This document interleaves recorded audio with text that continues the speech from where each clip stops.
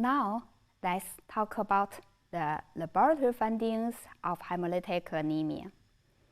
When hemolysis occurs, hemoglobin decrease, reticulocytes increase, and nucleated red blood cell may be positive due to the acceleration of release of red blood cell. Some abnormal forms of red blood cells may be formed in peripheral blood, such as cystocytes, spherocytes, sickle cells, and target cells.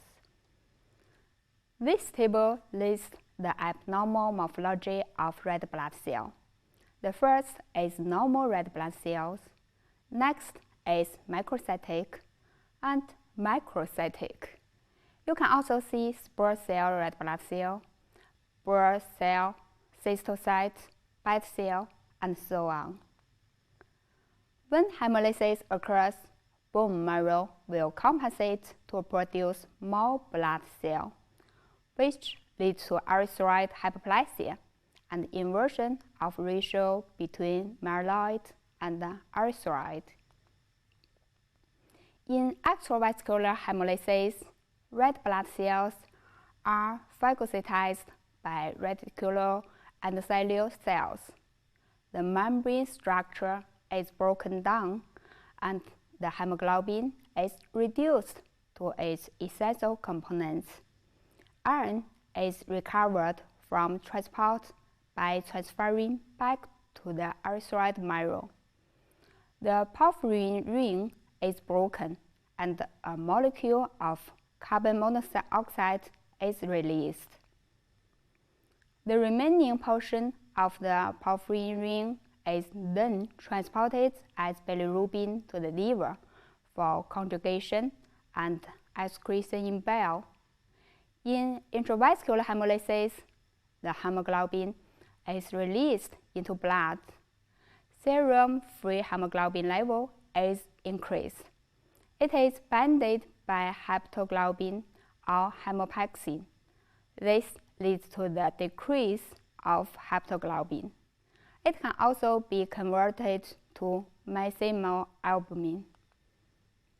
These proteins are cleared by the liver, where the hem is broken down to recover iron and produce bilirubin.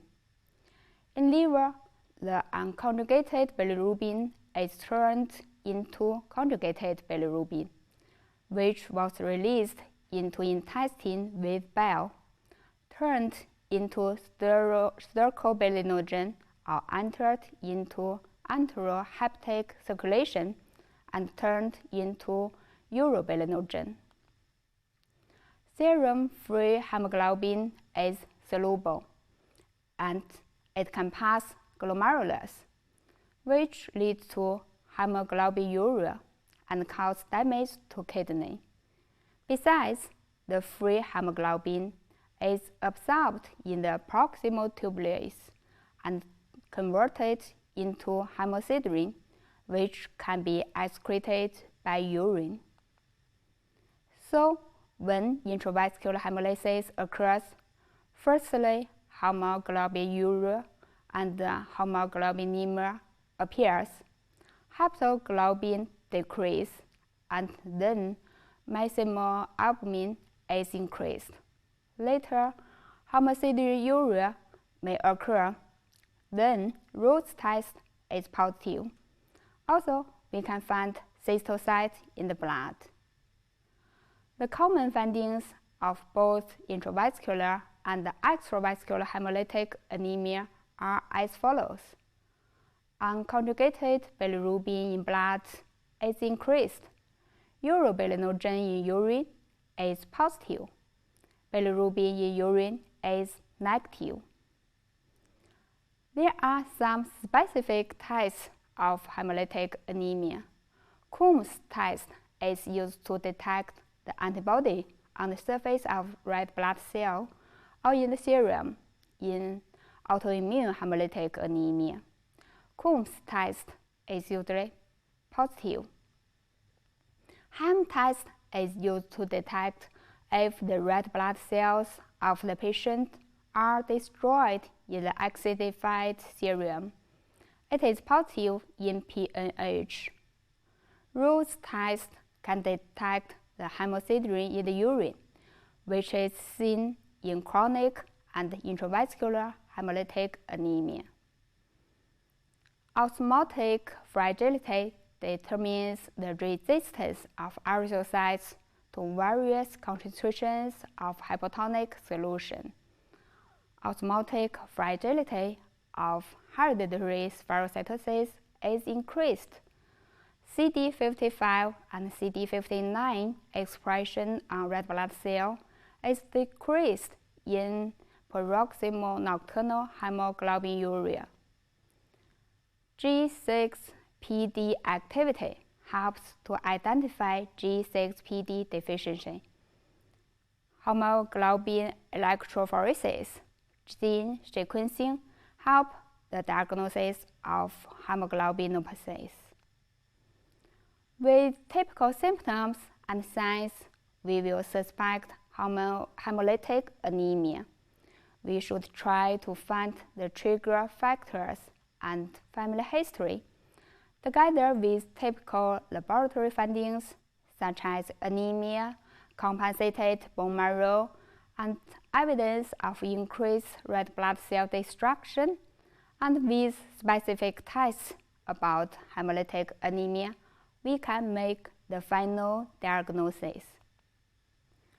We should distinguish intravascular and extravascular hemolysis. In intravascular hemolysis, the red blood cells are destroyed in blood vessel. In extravascular hemolysis, the red blood cells are destroyed in spleen by reticular endothelial system. Splenomegaly and hepatomegaly is usually seen in extravascular hemolysis, but rarely in intravascular hemolysis. Hemoglobinemia and decrease of hepatoglobin is seen only in intravascular hemolysis, while in both types, indirect bilirubin is increased. Urobilinogen is positive. Bilirubin is negative in the urea. Hemoglobinuria is positive in intravascular hemolysis, and the hemosiderin in urine is positive only in chronic phase of intravascular hemolysis. Intravascular hemolysis can be seen in mismatched blood transfusion, PNH, or microangiopathic hemolysis, where extravascular hemolysis is seen in hereditary spherocytosis, warm antibody, autoimmune hemolytic anemia, hemoglobinopathies, and hypersplenism. Increase of indirect bilirubin should be distinguished from Gilbert syndrome, which is a disease that the abnormal hepatocyte fails to metabolize bilirubin. Indirect bilirubinemia is elevated, but no anemia and increased reticulocyte.